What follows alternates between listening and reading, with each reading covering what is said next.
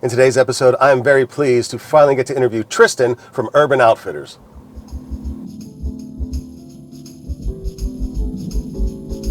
What kind of operation are you running?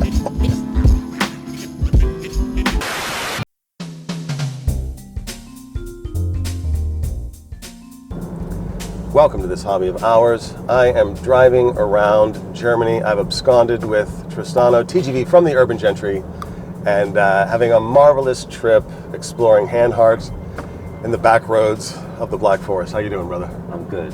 How are you, man? Doing amazing. It's pretty surreal to be out here with the Germans. I'm just honored. I'm very honored to be in this. I've been wanting to get you in a car, but how often am I around you with a car? Right, we're That's usually true. online. You don't drive. I actually do. You do. Yeah. Okay. So, but I like to have a bit of a waffle as we're rolling around, and you can't really waffle in the speed streets of New York while you're driving, right? That's true. Yeah. That's true. So, in today's episode, look, the man needs no introduction. He's certainly been a major part of my watch journey, probably yours too. So we're not going to go for those stereotypical interview type questions. Nice. But we do have a bit of fun. And if you've caught the back episodes where the ghost of Betty White enjoys taking a poke at Tristano, I'll insert that here in case you haven't seen it. I love those. Ever since I bought my Calverton, my bridge club has taken to calling me the queen of sprezzatura. Put that in your pipe and smoke it, Tristano. I don't know why it's so funny that a feud between you and Betty White. Yeah, she's the Why? funniest. I have to say. I don't know why she's the funniest. Yeah, and it's although Snoop Dogg's insert. It's pretty good. Yeah. He was pretty concerned about the whereabouts of your Gerard Perregaux gold. Yo, Tristano, I know you're hiding watches from us. I just caught your state of the collection. Where in the biznatch is the all-gold Gerard Perregaux? Don't tell me you gave it the adios already. That mother was recent. I just can't keep up. Well, Did you move that on? I had to. Yeah. It was the sacrifice for the big push for the Breguet. Okay. I thought maybe, but then well after you'd got the Breguet, the GP showed up in one of the videos as an insert. Yeah, that and was just like, stock footage. Yeah, okay. I love that watch, but I'm not made of money. I'm self-employed. I want to say self-made because that is true, but it always sounds arrogant when you say that. It's not. It's just truth. You're not bragging on it. It's just, hey, this is what I did. This is my life. So. Right. And I don't have an extravagant lifestyle, but the Breguet is a big thing for me, and I just can't keep them all. So. Plus that, if we think about that GP for a second, it was a bit reminiscent of the design language of other Breguets. Yeah, exactly. That's why I bought it. Yeah. I was like, it's a Breguet on a budget, Yeah. All right, so what are you wearing today? What do you got? Oh, I'm wearing, I'm talking about Breguet on a budget. The Glashütte Original Panomatic Luna. Love it. I say Breguet on a budget because it's not Breguet language in terms of design, but I bought it shortly after my Breguet because it was just the best deal I've ever seen, and I'd be an idiot not to take it. But also because it's a great everyday. It's the same scale as my tradition. 40 mil. Yeah, and it kind of. I don't know why it just kind of feel like it's like my daily tradition. Daily Breguet. Yeah, daily. I know it doesn't really make sense because they're so different, but they kind of wear the same. Yeah, bit of long in there too with that big, absolutely. big date. I was going to get the Power Reserve, but the deal on this was just so good. I love that in blue. It's particularly. Yes. I was looking at You it. seen the salmon?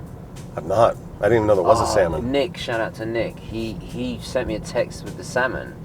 I didn't even know there was a salmon dial version, and I actually got pretty upset. I was like, why did you send me this? Because it's like now I'm strong lusting for salmon, While not on wrist at the moment, I did bring the Porsche design watch with me because I do want my buddy to check it out. But I think in one of our... What are you wearing? Oh, what am I wearing? Of course. Hanhart representing 1939. Yes. It's referred to as the replica, it looks like the word replica but with a K. It doesn't mean replica, it means re-edition.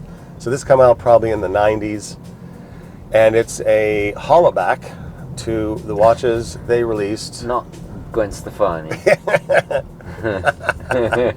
the 1939 Flieger chronographs with the cathedral hands, which is when I first fell in love with Hanhart. That was that model, and then I was chasing the 417 thereafter, and I think that's when you entered the picture and wrote the story with them, with bringing out so the that 417. was a long time ago. Huh? That was a bit ago. Yeah. Going on 6 years, I reckon. Wow. But a ton of fun. Shout out to the team at Hanhart, Felix and Absolutely. Simon and Franz, whom I've not met just yet. But just having a ton of fun with those guys, just sharing the love of a brand that is finally getting its due, so to speak. I think absolutely. the true watch lovers have probably already known about it, but to be fair, it's broader exposure, and they're really getting their just desserts. It's so exciting to see a brand that you're excited about do well and to be appreciated by others, because you've been appreciating it, I've been appreciating it forever and a day. Love those guys. Would you say they're your favorite German brand? I would have to say that. Yeah. I also enjoy Zinn. Me too. But for me, it's been about the 417 Steve McQueen for so many years, and I'm still hunting the OG, still trying to find one on the daily. I would love that, but I think I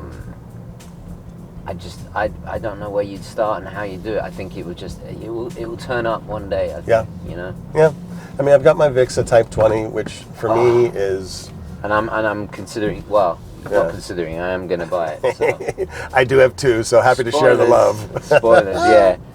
But for me, it's 95% of the Steve McQueen watch. The only thing it's missing, I mean, it's Hanhart through and through. Yeah. The only thing it doesn't have is the word Hanhart on the dial, and that's because it was made post-war. Is there Hanhart written anywhere else? I'd have to check the movement. Would it be possible to look inside in the factory? Sure. I mean, where else? Name a better place to take it apart. Yes. Although I think Felix has his eye on it. No. As I said that, I thought, oh, what an idiot. I was just like, where else would you open a Hanhart? How funny is that? Yeah, we could pull over on the roadside and get some screwdrivers out, maybe. And in case you're noticing that the driving is going slow today, it's because we're behind a tractor, and it suits me fine because it gives me more time with T in the car. So that's why otherwise Leadfoot D would go right around this fellow. I think they produce parts. Urban Fabric? Yeah, these are. That means watch fabricator. Yeah, there's a lot of little mini factories here that do parts, and I think somewhere over here there's an actual kangaroo. Like a real life. Live kangaroo. Well, in a talk field. about getting lost. Yeah, it's very strange. Yeah. It's just a random kangaroo in a field. Yeah, that is Germany. pretty funny. And this is not like. I heard that last night. I didn't. Yeah. Because last night we had dinner with actual Australians. Yeah, shout out to Peter and Lydia. If you happen to catch this video, the loveliest people. Absolutely amazing and delightful to speak with you two. Just so charming and fun. Oh, someone's going to pass me. Oh, Audi driver. Imagine that. Someone's going to pass me to pass the tractor because they're probably fed up with me as well. Do people that are into cars? Oh look, another watch. Trenkel Urine GmbH. Yeah, another watch manufacturer. Oh, that's nice of him. Very kind of you. Nice. I'll give him a thumbs up. Thank you, man. Thank you. What was I going to say? Totally forgot. Do people drive? I think you were going to ask about do drivers pass? Yeah, I don't want to waste your time talking about cars. Let's talk about watches. Let's talk about watches. Yeah. All right, so Breitling. We have a mutual appreciation of the brand. Question for you. Yeah. Have you seen, you probably have, and if you've seen it, are you considering adding the co-pilot to your Breitling, which is that insert just below the lower lug, and you can get it analog analog display is quartz or digital and quartz. I love the digital quartz one because it adds some functionality. They're running about 1,500-ish. Is that on your radar at all, or is it not your cuppa? No, I love the idea. The thing is that so right now I have two Breitlings. the aerospace and the Navitimer. The Navitimer, I told you, is going to be on the chopping block because my plan originally was to buy or find and wait and buy, and I didn't tell anybody this because, or go online and share it because I don't want Gentry tax. I guess, but I just don't want anyone to buy the watch before I get a chance. Yeah. I saw on the Japanese market a limited edition mother of pearl Navitimer. I know it sounds a bit weird, but it just, I don't know, I really like mother of pearl. I recently saw in our Gentry crew in New York a gentleman wearing I won't share his name because I don't know if he wants his. I'll just say a gentleman from our crew. He wore a Colt. I'm pretty sure it was a Colt, Breitling Colt. Yep. And this is a very manly man, right? And he was wearing. You would have loved him. He was wearing like a Hoya leather jacket with the branding, like a racing jacket, a motorcycle jacket. Yeah. And with this Colt, macho Colt, but it had this mother of pearl dial, and it was just, I don't know. The first thing I thought was, that watch, his whole outfit was just like, that's gangster. I loved it, And then I started thinking, I love my Navitimer, but I sold the Cosmonaut because I couldn't read the thing. I loved it, but what's if I can't read the time without glasses, it's got to go. Yeah, that's why I'm feeling that myself. I like the Glashütte because people say, it's too big for my wrist, and maybe it is, but if it's any smaller, I can't read it. No, I've got the same wrist size as you. It's 40 mils, fits perfect. It's just so happens that 40 mils isn't the most common for a dress piece. Yeah. You wear it well. But speaking of how you wear it, a question I've always wanted. Here's the thing. I'm going to use today's time to ask all of my questions I've had since I've been following you for 8 years. Please do. You used to do close-up shots in the videos of you wearing the watch on your right wrist. Yeah. In the shot, and I've always wanted to ask you why. You really, really do notice that. Huh? Okay, it was just because I was already wearing a watch on the other wrist, and I couldn't be bothered to take it off. Okay. I thought there was a lighting. Pure laziness. Pure laziness on my part. You know what? You heard it here first on the Hobby of Hours. Getting to the bottom of Gentry Mysteries with D and Tristano. That I had no idea that was the case. I was like, it must be for lighting. He's doing some trick with the lighting. Also, it's easier. I don't know why, but this wrist is a little thicker. Mine is too. Yeah. Yeah, by a quarter inch. So it just looks better on camera. Interesting. And I just couldn't be bothered to take it off. So yeah, it was just more practical. That's all. That is so funny, dude. That is so funny. So, are you still doing work producing music, or I know you do a bunch of stuff, so you're not producing musicians anymore. I can't do that anymore. You know what, I was called up. I got a phone call from an old friend in New York who I haven't seen for, I don't know, half a decade, and I used to produce for one of his artists, and as a favor I would just send him free tracks. Yeah. And for his artist's mixtape and stuff like that. And he asked me, are you still producing? Are you still doing any engineering or producing? And he was so trying to convince me to get back into it. And I have to say, for a moment, because I have to license out music from Artlist for the videos. Yeah. And I was thinking, why don't I just do it myself and save a whole bunch of money? It's not that much money, but then it will really be completely my own. Wow. But then it's just, there's something, I don't know how to explain it, but when you start producing, you get to a level of kind of partial insanity, I think. Yeah. And I can't, along with the video editing, it's too much computer work, Yeah. I mean, sorry to interrupt. Yeah. The kangaroos in this Kangaroos? field behind Alright. this big building. You've seen the kangaroo? Yeah, I've seen the kangaroo. Kegelbahn field? Yeah, yeah, it's right behind that little church. I better watch the road. Alright, sorry. I got precious cargo today. But I was gonna. But yeah, you can see kangaroos in Germany. That is so funny.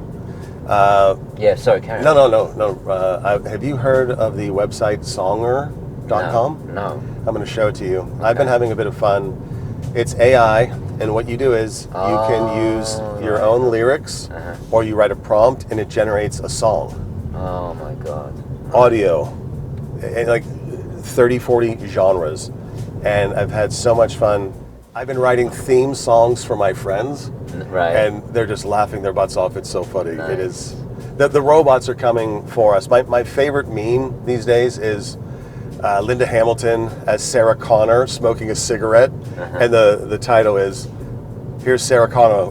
Here's Sarah Connor watching you use AI for everything." Yeah, right. Yeah, I've seen that one. Yeah, that's pretty good. Yeah. So speaking of your involvement with the 417, we understand from Felix that they had caught wind of your video, which is, to be fair, probably most certainly how I first discovered the watch was from your original 417 space, because I was aware of Steve McQueen. At around about the same time, I had purchased a 2008 Mustang Bullet Edition, which is green. It's that Highland green. It looks like the 68 that he drove in Bullet, thematically. But how did they reach out to you first in order to get the 417? Felix reached out to me. Oh, he did? Okay. He saw the video and he just emailed me, and his passion and his he's just such a nice person. It came across in the email. Oh, yeah. You know, I get quite a few emails, you know, requesting this or asking for that, and honestly, most of the time, I know maybe this sounds a bit snobby, but if a person is not going to show basic human respect, and I'm not talking like, you know, kiss, so to speak. What I'm talking about is just decency. Like, you know, hello, blah blah blah. I hope this finds you well. And then tell me what. You know, I'm emailing you because I saw the video and it really inspired me, or did this, or da da da da da. I guess that does sound like kind of kiss. No, it's just polite. It's friendly. Politeness, yes. It's friendliness. Yes, you know, it just goes so far with me, but not faux politeness, because I can sense that too. And I could just tell from the way he wrote, and he's exactly the way that in real life, you know. Yeah. So we instantly got on, and he's very cultured, and which is another thing I really respect, and just interested in things, and we talk for hours about the most obscure things, and we just hit it off, and the rest is history. So, Felix. Sorry, No, it's okay. We much love for Felix. He's a friend to me as well, and is so gracious to. Yeah. You see that's precisely why. Like, good people recognize other good people. Yeah. You know, I know you. You know him. It's just it's just the same thing. You know, we are very high up, by the way. Yeah, the winding roads. Yeah. I probably should. Oh, all right. We got some. Shot some footage here.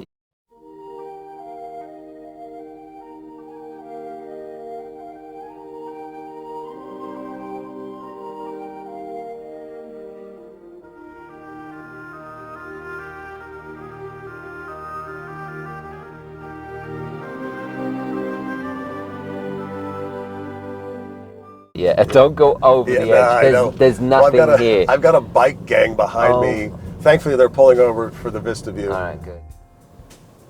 I'm going to pause right there. I want to add, maybe we don't do this on camera. I'm curious how you get Hugo's jaw to move. Maybe it's not for the camera. But are you doing stop motion? No. Stop motion. Do you have like a little stick attached? Well, he's a trained thespian actor, you know. Yeah. Like Laurence Olivier. As a sign. I think he actually worked with Laurence. Actually, Laurence Olivier, interestingly, in all seriousness, he used to wear a Patek on one wrist and a Rolex Datejust two-tone on the other. Pulling a Schwarzkopf before Schwarzkopf. And I've never heard anyone mention why or it's just a very weird thing, very particular. Probably practical. I mean, is he keeping multiple time zones, or is he perhaps he's one of those people who's kind of like any moment just needs like when he feels the heat around the corner. 30 seconds. 30 seconds. He's like, yeah, I got a Patek and a Rolex. Like, oh, bye. that's so funny. Bye. Peace out, y'all. Yeah. Or yeah. All right. So big time question. I can put my notes down. So I wanted to. There was back when we met up at Wind Up, and you were on the Squale panel. Yes, thank you so much for being there. I'd asked a question there because relative to your Grail, and you ended up with the Breguet, and Charles Frodsham, their double impulse is a bit too large. We understand why. Yeah, but they are ripe for a collab. Have you ever heard of the watch company Vortic watches? Yes, I have. Yeah. I spoke to them. They're still working on case sizes that are quite a bit larger, but what I'd like to propose for your consideration. Oh, take a right. Left. Sorry, left here. Left here. Left. Where that car's coming out. Okay. Yeah, you'll thank me. Trust me. All right. We're going off map. Yeah. Up the hill. Yeah. Up the hill. But occasionally I see Charles Frodsham pocket watches that must be meant for a boy because it's smaller. I say we get one of those. They usually cruise at 5K. Pull that. Keep going up the hill. Yeah. Drop that movement and dial everything out, and get a donor Rolex day date gold, and find some watchmaker who will case it up for you. Interesting. A bit of actually that is very much the definition of a marriage watch. Right. You can park right here. That way, you would have a wristwatch. Yeah. That would be that. I've got one more question left for my guest, which is legacy, right? Legacy. Having been on YouTube for 11 plus years and counting, eventually one day he's going to retire to Italy somewhere and hang up the hat of watch yapping. Yeah. And the Gentry shall provide a salute. But what would you want someone to remember your legacy as looking backwards? What do you want to be remembered for at the end of the game? Well, obviously my dashing good looks. Of course. No. Captured on film. No. God, that's a really heavy question. I should have prepped you for it. Yeah, you should have prepped me for that okay. one. Editorial staff, we're going to pause here and come back with something salient. A few days to really ponder this, please. He's leaving in a few days. I'm staying it. I need it on film. No, this is something you take years to figure out. I'm obviously working on a lot more watches, and every time I'm doing a little bit more, and getting close.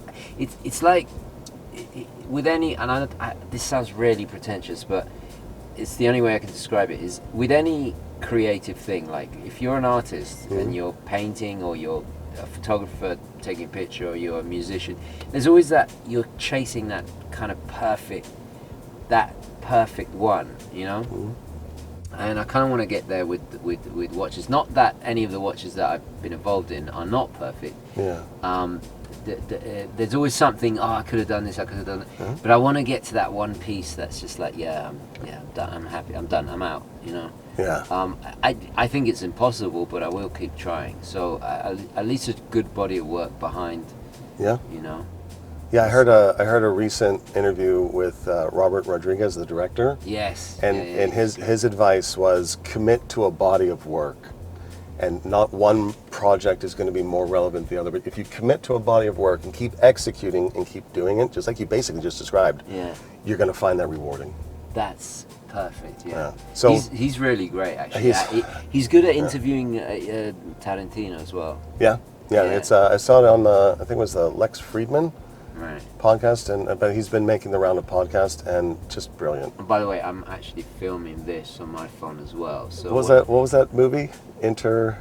where it's like, you know, the Nolan movie? Inception. Inception, yeah. Like if you the, put the that video inside a video inside a video. No, but for my channel, I'll check out these, because you know Dee from the live shows, so check out Dee's channel, and then there will be this. Yeah.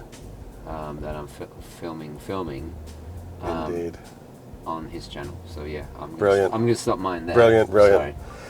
All right, well, you know, as we like to do on our interview segments, we like to give the honor to our guests to have the last word, handing them the mic, so to speak, so that they can cap off anything we've discussed or anything that's on your mind, and then we'll wrap us out. So the floor is yours. Sir. I'm going to be really capitalistic and greedy and plug the Laurier. I might as well say the name. It's the Laurier Merlin watch. Named after the engine that powered the Spitfires. It's a pilot watch inspired by World War II. All the watches that the RAF, not all, you know, it's taking bits and bobs. Yeah. It should be out by the time, hopefully around the time, so look out for that. And yeah, you've been teasing it in several of the videos at the end. And is that one ready to come to market? Yeah, it has been. Oh, okay. We just pushed it back for behind the scenes stuff. Timing wise, we then decided July 10th, because it's the start of the Battle of Britain. Oh, brilliant. So yeah, no, that's I'll snap a photo of that and drop it in here. Right. And happy to share the love. And brother, thank you so much for coming along on this ride. Thank you. And letting me ask my critical gentry questions that have been plaguing me for years. And I hope you do well in your feud with the ghost of Betty White. Thank you. Thank you very much. Yeah, so it's a great pleasure. Major shout out to the Hanhart team. Felix, Simon, you've been absolutely wonderful hosts and so gracious to let me come along on the ride. And I hope that wherever you are in this wonderful, beautiful hobby of ours, you're doing well, and that you're blessed, and that you get to drive around Germany with Tristano one day. We will catch you in the next one. Peace. Ciao. Onwards and upwards. Onwards and upwards. If you'd like to support the channel, head over to hobbyofhours.com. We've got artwork, coffee mugs, hats, t-shirts, and even a watch book. 1001 Watch Designs, Volume 1. Over 1,000 designs in here. Steampunk, super futuristic, kaleidoscope, even super real ones, watches that you could probably put on your wrist today. It's a great way to support the channel. Thanks for coming along on the ride.